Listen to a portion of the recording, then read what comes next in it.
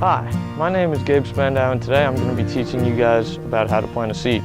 I know for a lot of you, how to plant a seed is probably not something that you've really ever thought you'd need to know, but if you are living in a place that isn't an apartment and you're actually in a house here in college, you can make your house a lot prettier and you can actually get some fruits and vegetables so that you can eat and maybe save yourself a little bit of money on that grocery bill.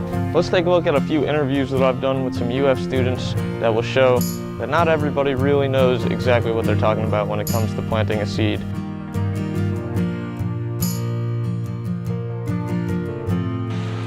gonna go with 4. Probably 7, I would think. 2. 0. 0? Okay, that's not really a good answer. 10. 10? Alright. 7. At least 5. 5. 1. So in my experience, it seems like a lot of people have misconceptions about when it comes to planting a seed.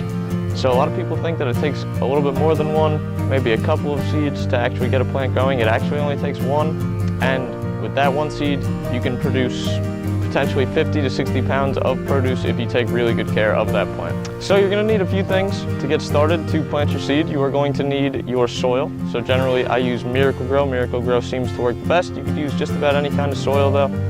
You're going to need a pot to put your soil in, and you're going to need a seed. So that seed can vary depending on what you want to grow, but today we are going to grow some natural lantana. So once you have all your supplies ready, you can get started once you have your pot and your soil and your seed. So what we're going to start out here doing first is getting our soil in our pot. And we are going to just fill our pot right up to that first brim line, making sure that there is plenty of soil for those roots to go into when you first get started, and just like that should be just fine. So we have our pot here, we filled it up with our Miracle-Gro soil, we've got it nice and full right around to the top to that first line. You want to make sure there's enough soil for when that seed does start to grow those roots that it's not going to be constricted in any way. So you're going to take your seed, I know it is very small, you are going to just make a little hole in there, about the size of your fingernail should be good, the length as well. And you're just going to cover it back up with soil, and you are going to take some water and just pour it right on top. You don't want your soil to be muddy, you just want it to be nice and moist. As we can see here, it's nice and wet, but it's not overly wet, you know, it's not sopping. So as long as you've got enough water in there, it should do the job, and you're just going to want it to get plenty of sunlight. So like I said earlier, we did plant some natural lantana today, so with some proper sunlight, a little bit more water, and the nutrients that are already in the soil provided for us, we can actually grow a nice little natural lantana.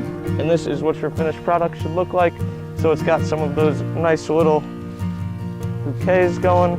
It does grow really well in the Florida weather. So with these very basic skills that we learned here today in this video, you can grow all types of plants. You can grow cucumbers, tomatoes, maybe even watermelon in your front or backyard if you have a comfortable place to live and you know you've got at least a year, maybe 2 semesters. I know how college students can be, kind of moving all over the place. But if you find a nice comfortable spot for at least 6 or 7 months, you can grow some good produce and save yourself some money on that grocery bill. I hope you guys enjoyed my video and have a great day.